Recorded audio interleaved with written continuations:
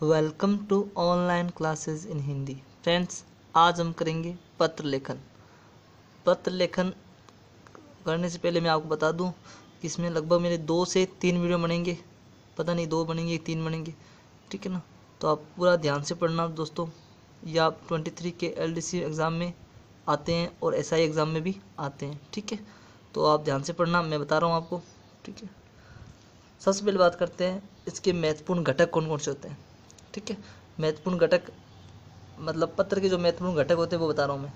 सबसे पहले पत्र शीर्षक, ठीक है ना। जो पत्र का शीर्षक होता है या लेटर हेड होता है, ठीक है। पत्र शीर्ष में सरकारी कार्यालय अथवा व्यावसायिक प्रतिष्ठान का नाम एंड पूरा पता छपा होता है, ठीक है। ऊपर होता है, सबसे ऊपर होता है पत्र के, ठीक है। पत्र के सबसे ऊपरी भाग पर होता है। जैसे मान लीजिए कोई पत्र है, पत्र के सबसे ऊपर भाग पर किसी सरकारी कार्यालय या व्यावसायिक प्रतिष्ठान का नाम होगा एंड उसका पूरा पता छपा होता है।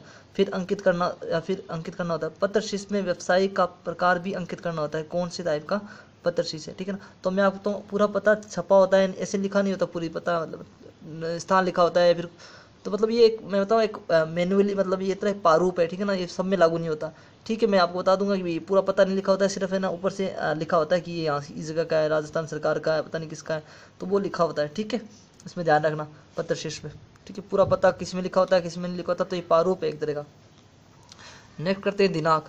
अब दिनांक में देखो, पत्र में दिनांक कहाँ पे लिखते हैं?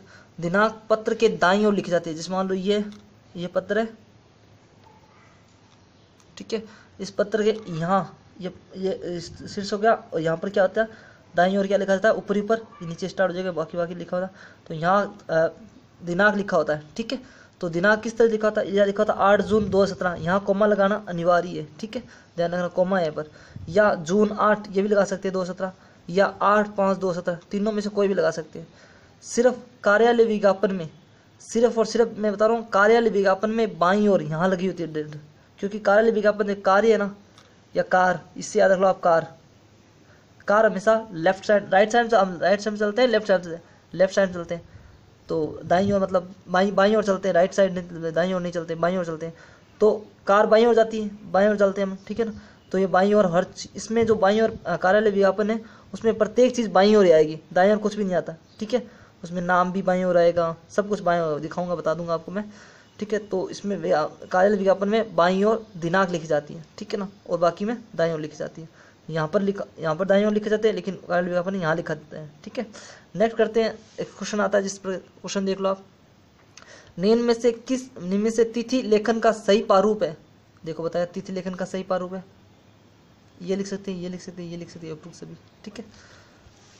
अब आता है अंदर का पत्र, ठीक है। उस व्यक्ति का नाम या पद का नाम या उसका पूरा पता बाईं ओर लिखा जाता है, ठीक है। बाईं ओर मतलब ये इधर दाईं होता है, ये पत्र हो गया, ठीक है, ये पत्र हो गया। अब पत्र के बाईं ओर, अब बाईं ओर क्या है, उस व्यक्ति का पद, नाम, उसका पूरा पता बाईं ओर लिखा जाता है, यहाँ लिखते हैं हम, ठीक है। यहाँ बाईं ओर अगर लिखेंगे तो लिखेंगे, नहीं तो नहीं लिखेंगे, वो बता दूंगा मैं कब लिखेंगे, बस इतना समझ लो, लिखा जाता है।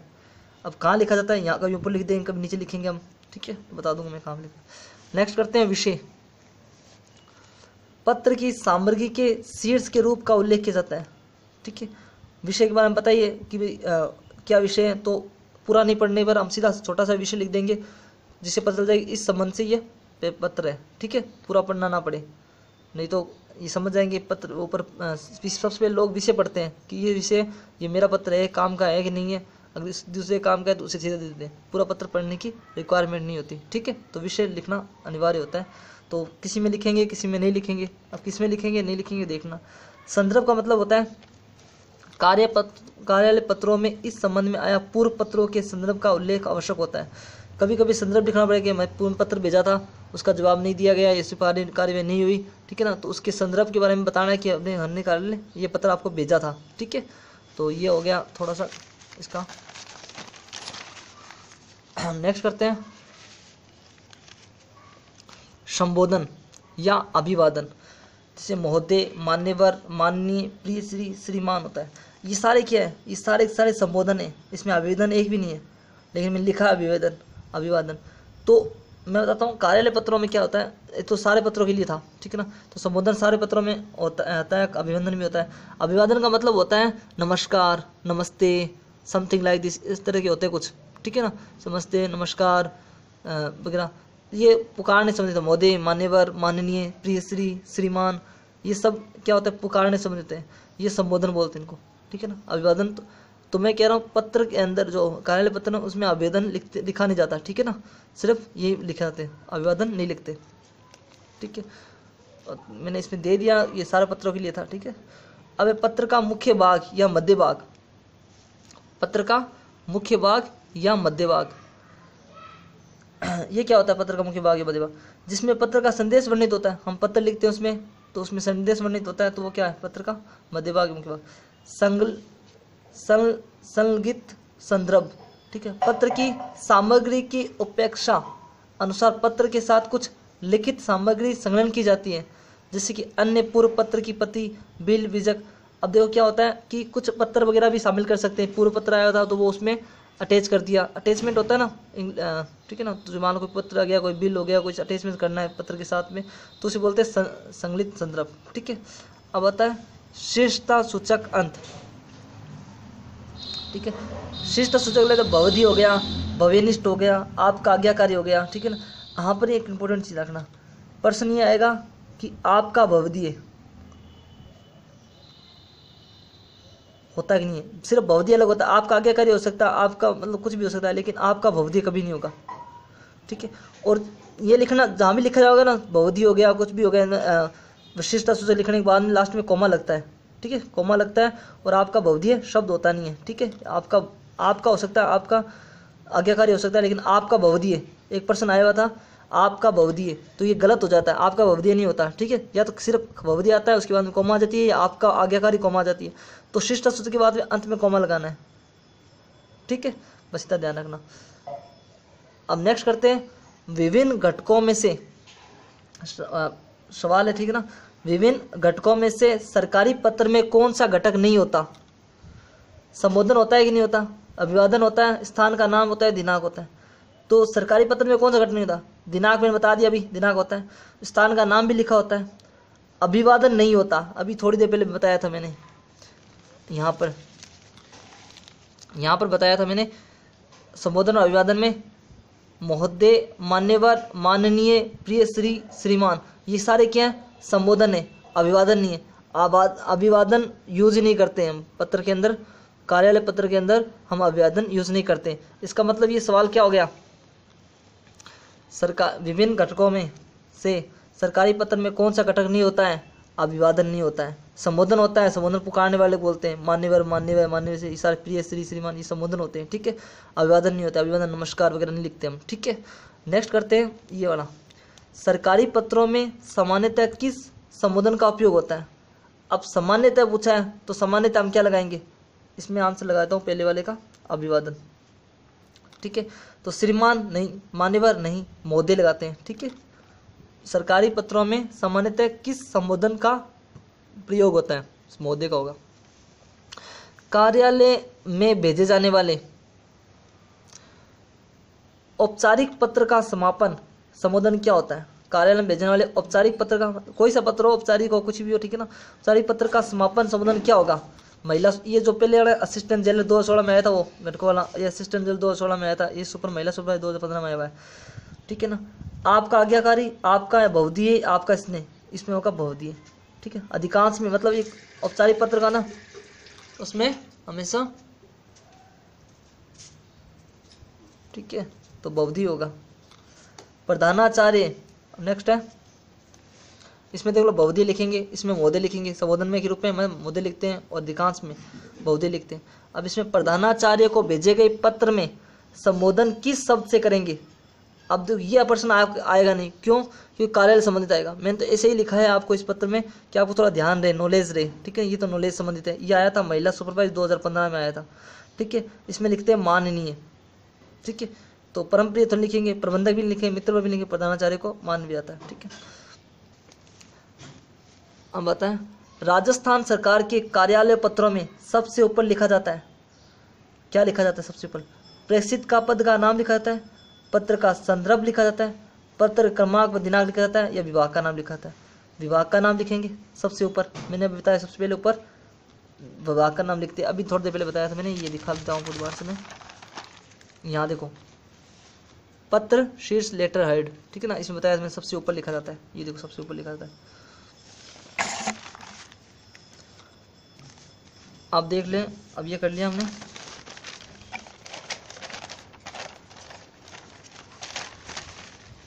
बहुत बड़ा पत्र है, ठीक है ना, तो लगभग 3 वीडियो बन जाएगी मुझे लगता है। अब देखो ये सवाल है, कार्यालय पत्र के संदर्भ में असत्य कथन है, पत्रांक व दिनांक का उपयोग होता है? जी होता है, एकदम सही कह रहे हो आप। मैंने बताया यहाँ क्रमांक लिखा होता है, यहाँ पत्र लिखा होता है, यहाँ पर लिखा दिनांक लिखा होता है, ठीक है, सामने जस्टिस के। पत्र शीर्ष कागज के ऊपर दाएं कोने में लिखा जाता है। पत्र शीर्ष भैया ऊपर लिखा जाता है, एकदम यहाँ पर लिखा जाता है बीचों बीच। दाएं कोने में क्या लिखा जाता है? दाएं कोने में थोड़ा लिखा जाता है। पत्र शीर्ष कागज के ऊपर दाएं कोने में लिखा जाता है, गलत हो गया ना, ठीक है। हाशिए से थोड़ा छोड़कर, हमें तो गलत बताना था तो आंसर तो आ गया। हाशिए से थोड़ा हटकर प्रेषित को संबोधित किया जाता है। प्रेषित का मतलब क्या होता है? जिसको भेजा जाता है पत्र उसको बोलते हैं प्रेषित, और जो भेजता है उसे बोलते हैं प्रेषक, ठीक है। पत्र का पृष्ठाकरण किया जाता है, पृष्ठाकरण भी होता है, ये भी सही है, ये होता है, और ये हाशिए वाला होता है, लेकिन ये नहीं होता। दाएं कोने में लिखते हैं, एकदम शीर्ष पे लिखते हैं, ठीक है, हेडलाइन होते हैं, पत्र शीर्ष को हेड सीधे शीर्ष पे लिखते हैं, ठीक है। अब नेक्स्ट करते हैं हस्ताक्षर। इसमें सारे आपकी जो भी कंपटीशन के सारे सवाल जो तो भी लगभग 2016 में आए हुए थे, मैंने जितने मेरे पास थे मतलब सारे लिखा दिए मैंने, ठीक है ना, तो इससे आप सारे क्लियर हो जाएंगे। अब करते हैं हस्ताक्षर। हस्ताक्षर शिष्टा सूचक अंत के बाद, शिष्टा सूचक बताया था आपको मैंने अभी, कौन कौन सा भवदीय वगैरह कराया था, मान्यवर वगैरह नहीं, मान्यवर तो उसमें आएगा संबोधन में, ये था शिष्टा सूचक, भवदीय हो गया, आपका आज्ञाकारी हो गया, ठीक है। हस्ताक्षर शिष्टा सूचक अंत के बाद में पूरे हस्ताक्षर किए जाते हैं, ठीक है। मैंने आपको क्या बोला? हस्ताक्षर आएगा, नाम नहीं आएगा। आप हस्ताक्षर की जगह नाम लिख सकते हो, लेकिन नाम नहीं, मतलब ऐसे पत्र में नहीं कह सकते कि इसकी जगह नाम लिखना है, ठीक है ना। आगे एक सवाल आएगा, इस पर ध्यान रखना, ये बात ध्यान रखना। अब आता है पुनश्चय। पुनश्चय का इंग्लिश में होता है पोस्ट स्क्रिप्ट, ठीक है ना। जैसे मान लो कोई बात रह जाती है हमारी, पूर्ण नहीं हो जाती उस पत्र में, तो दोबारा उसे काट पीट कर दोबारा लिख के, दोबारा मत लिखे, उसके नीचे ऐसे लिख दे पुनश्चय, कोई भूल जाते बात। यदि कोई महत्वपूर्ण बात लिखने से छूट जाए या पूर्व में लिखी बात की और पुण्य ध्यान करना हो, कष्ट हो, तो वहाँ लिखते हैं पुनश्चय। अब आता है प्रतिलिपि। प्रतिलिपि, प्रतिलिपि क्या होती है? किस किस को ये पत्र भेजना है? यदि पत्र में लिखी जाने वाली जानकारी व अन्य किसी अधिकारियों पे भेजनी आवश्यक हो, मतलब एक को नहीं 3-4 जनों को भेजनी है, तो प्रतिलिपि में उसका नाम भी लिख देंगे, उसका भी लिख देंगे, उसका भी लिख देंगे, ठीक है। उसके अधिकारी का नाम, उसकी पद का नाम या फिर जगह नाम लिख देंगे, तो वो वहाँ पहुँच जाएगी। यदि पत्र में लिखी जाने वाली जानकारी अन्य किसी अधिकारी को भेजनी आवश्यक हो, तो प्रतिलिपि भेजते हैं। उन अधिकारियों का नाम पता भी अंकित करना पड़ता है। प्रतिलिपि का नामों का क्रम वरीयता के अनुसार होना चाहिए। ये देखो इंपॉर्टेंट बात है कि जो हम प्रतिलिपि भेज रहे हैं, तो सबसे पहले उस आदमी को भेजेंगे जिसकी पोस्ट सबसे बढ़िया है, सबसे ऊंची पोस्ट है, उच्च अधिकारियों पहले, उसके बाद निम्न अधिकारियों की भेजेंगे, ठीक है ना। तो ऐसे लिख देंगे, पहले ये था, उसके बाद ये, इसके बाद ये, तो ये भेज देंगे, ठीक है, इस तरह से प्रतिलिपि। अब आते हैं हस्ताक्षर। प्रतिलिपि के विवरण के बाद में नीचे दाहिनी ओर, अब देखो हस्ताक्षर एक बार ऊपर लिखा है मैंने अभी, हस्ताक्षर एक बार फिर लिखा रहा हूँ। ये क्या होता है? पुण्य हस्ताक्षर होते हैं, यानी प्रतिलिपि भेजने के बाद में हस्ताक्षर करना पड़ता है कि भाई हमने प्रतिलिपि, मतलब लिखने वाला कोई और है, प्रतिलिपि साथ में अटैच करने वाला और है, तो जो अटैच करता है उसके हस्ताक्षर आते हैं। या तो वो खुद ही अटैच कर सकता है या कोई दूसरा अटैच करता है। तो जिस मान लो शासक सचिव हो गया, मान लो सचिव ने वो पत्र लिखा, ठीक है, तो लिखा, उसके बाद उस पर प्रतिलिपि भेजनी है, तो उसने उस पर टाइम नहीं है, तो वो सचिव को जाके कहेगा भाई तू इस पर अटैच कर दे, वो अटैच कर देगा और अपने साइन कर देगा, तो हस्ताक्षर दोबारा होते हैं। प्रतिलिपि के विवरण के बाद नीचे दाहिनी ओर, ये भी दाहिनी ओर होता है, ठीक है, यहाँ पर वो पहले वो साइन करेगा, उसके बाद ये भी दाहिने ओर साइन करेगा, ये प्रतिलिपि आ जाएगी बीच में, यहाँ उसकी साइन होगी, यहाँ पर नीचे लास्ट में साइन हो जाएगी। प्रतिलिपि के विवरण बाद नीचे दाहिनी ओर पत्र लेखन के हस्ताक्षर करके उसके नीचे कोष्टक में नाम लिख देना चाहिए, ठीक है, नाम सचिव कौन सा है।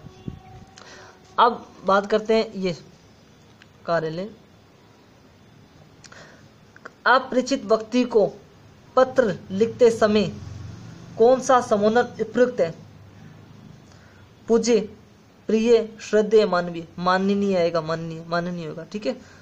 अब बताओ, ये आपके प्रश्न नहीं आएगा, क्यों? क्योंकि कार्यालय में है, लेकिन आपको थोड़ा सा नॉलेज के लिए मैंने ये प्रश्न डाल दिया है, ठीक है। अपरिचित व्यक्ति को पत्र लिखते समय कौन संबोधन करते हैं? माननीय, ठीक है।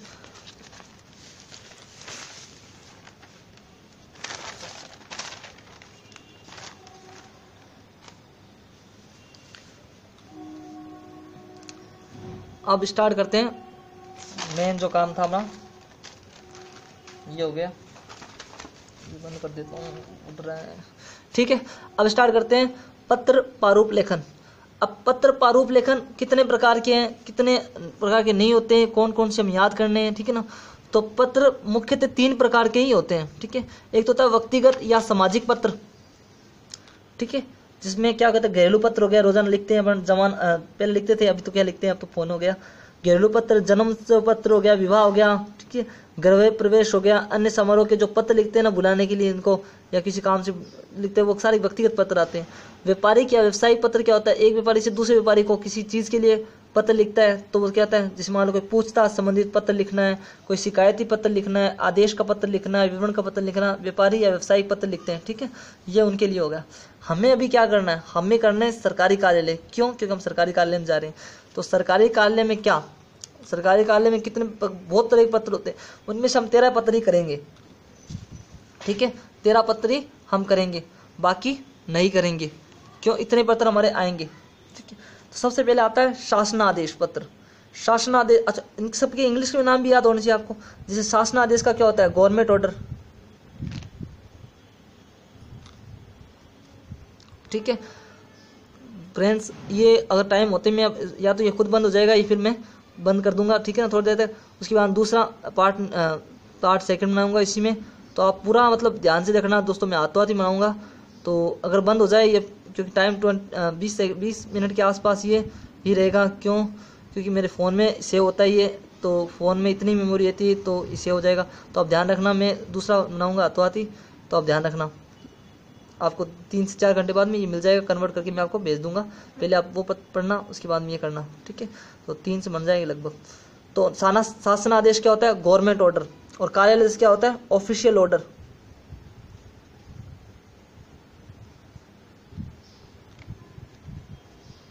ठीक है, अब होता है अर्ध सरकारी पत्र।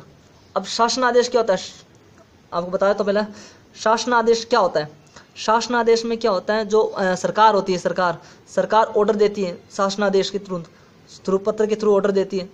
जब तक शासन आदेश नहीं देंगे तब तक बात मान्य नहीं होगी, सरकार की कोई बात मान्य नहीं होगी जब तक शासन आदेश नहीं दे, लिखित में नहीं दोगे आप पत्र, ठीक है ना, ठीक है ना। शासन आदेश के बाद ही कोई भी रूल लागू होता है, कोई रूल हो गया, कुछ भी काम हो गया, कार्यालय पत्र हो, ठीक है ना, उसमें।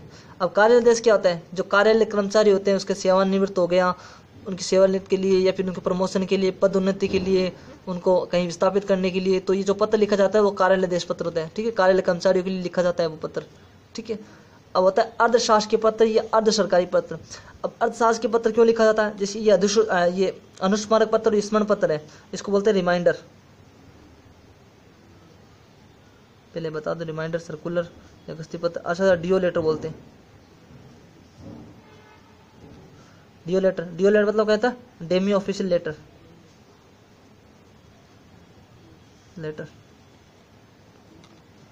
ठीक है। ज्ञापन क्या होता है, मेमोरेंडम। ये आपके उसमें पारिभाषिक शब्दावली होती है ना, उसमें पूछते हैं, तो याद रखना ये सारे मेमोरेंडम। और आपको बता दूं मैं, लगभग 7 से 8 या 10 मान लो भले 10 के आसपास के क्वेश्चन आएंगे पत्र प्रारूप से, ठीक है। ध्यान रखना, बहुत इंपॉर्टेंट है ये एलडीसी में। अगर ये आपको नहीं आता है तो आप पास नहीं हो पाओगे, ठीक है। इसमें सर वो सिंपल पूछते, ज़्यादा खतरनाक सवाल नहीं पूछते। ये कम से कम मेरा 1 घंटे का वीडियो बनेगा, तो 1 घंटे में आप सारा याद हो जाएगा, ठीक है। अब 20 मिनट होने वाले हैं, तो ध्यान रखना। मेमोरेंडम हो गया, कार्यालय ज्ञापन, इतना बहुत है, मैं आगे स्टार्ट करूँगा फिर नेक्स्ट, ठीक है।